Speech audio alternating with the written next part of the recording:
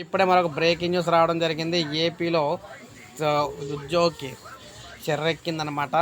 ప్రభుత్వ ఉద్యోగికి చెర్రెక్కింది. సో ఏం చేశారని మనం చూసుకున్నట్లయితే, కాల్చి పడేస్తా ఎవరు వస్తారో రమ్మనురా అంటూ సస్పెండ్ అయిన ఎస్ఐ వీరంగం సృష్టించిన ఘటన మనకి వెలుగు చూసింది. భార్యాభర్తల కేసు న్యాయస్థానంలో ఉండగా సస్పెన్షన్లో ఉన్న ఓ ఎస్ఐ భర్త ఉంటున్న ఊరెళ్ళి అతడి కుటుంబంపై దౌర్జన్యానికి అయితే పాల్పడ్డాడు. అదేమని ప్రశ్నిస్తే దుర్భాషలాడటంతో పాటు వారిపై చేయి చేసుకున్నాడు.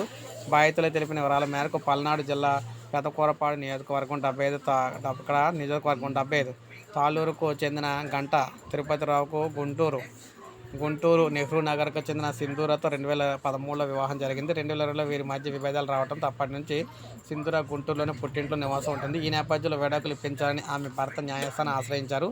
కోర్టులో కేసు కొనసాగుతోంది. ఈ క్రమంలో సింధూర కుటుంబ సభ్యులు తెలిసిన వారి ద్వారా సస్పెండ్ అయిన ఎస్ఐ వెంకటయ్యను కలిశారు. సదరు ఎస్ఐ నల్లపాడు పోలీస్ స్టేషన్లో విధులు నిర్వహించే సమయంలో 2023 సెప్టెంబర్ 30న ఓ కేసులో తన ఇంటిలో లంచం తీసుకుంటుండగా ఏసీబీ అధికారులు దాడి చేసి అరెస్ట్ చేసి సస్పెండ్ చేశారన్నమాట.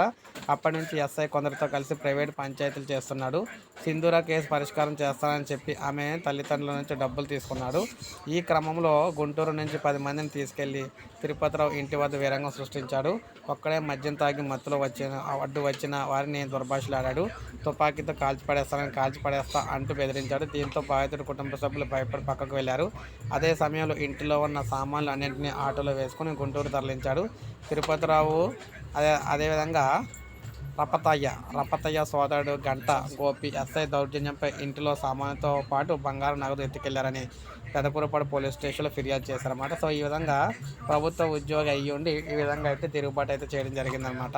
ఇప్పుడు మనకు అప్డేట్ అయితే వచ్చింది. ఒక లైక్ చేయండి, సబ్స్క్రైబ్ చేసుకోకపోతే మన ఛానల్ సబ్స్క్రైబ్ చేసుకోండి.